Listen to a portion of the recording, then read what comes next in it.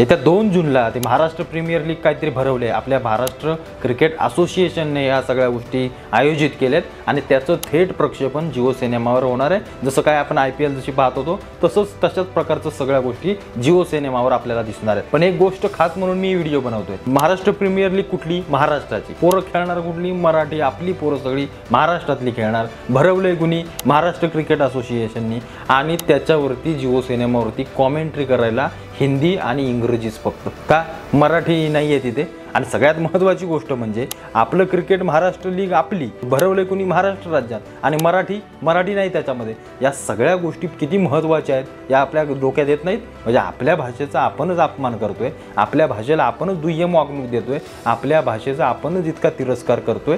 काय या बाकीच्यांना आपण सांगायचं? कशासाठी या बाकीच्यांनावर आपण सक्ती करायची की तुम्हाला मराठी आलं पाहिजे? अरे आपण किती सगळ्या गोष्टी शिकत। मला वाटतं हे कुणी सगळं ते अध्यक्ष रोहित पवार आहेत। रोहित पवार महाराष्ट्र क्रिकेट असोसिएशनचे कोणतरी ते मुख्य आहेत आणि ते या सगळ्या गोष्टी बघणार आहेत। मला असं वाटतं, मी त्यांना विनंती करतो की याच्यामध्ये समालोचनामध्ये मराठीचा समावेश करा आणि मराठी असलीच पाहिजे। त्याला आपलं महाराष्ट्रातलं सगळं आणि हिंदी इंग्रजी काय घेण्याची गरज आहे? आपली मराठी लोक त्याला बघणार आहेत ना। येतं मराठी समालोचन हे झालंच पाहिजे।